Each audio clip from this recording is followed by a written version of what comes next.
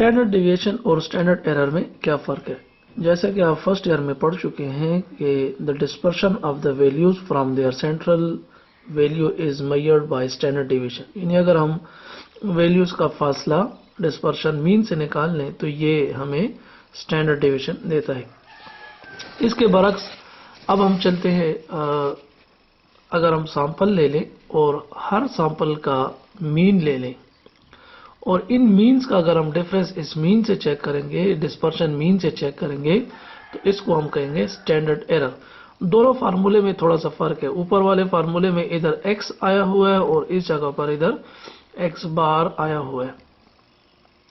اب دوسرا اہم سوال یہ ہے کہ اس کو اسٹینڈرڈ ڈیویشن کیوں کہتے ہیں اور اس کو اسٹینڈرڈ ڈیویشن کے بجائے ہم اسٹینڈرڈ ایرر کیوں کہتے ہیں؟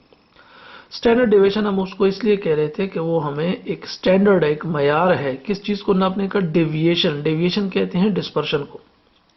اسی طرح یہ اسٹینڈرڈ ایرر اس کو ہم اس لیے کہتے ہیں کہ یہ ایک اسٹینڈرڈ ہے، ایک معیار ہے کس چیز کو ناپنے کے لیے، اس ایکس بار میں جتنی ایرر آئے گی میو سے اس کو ناپنے کے لیے.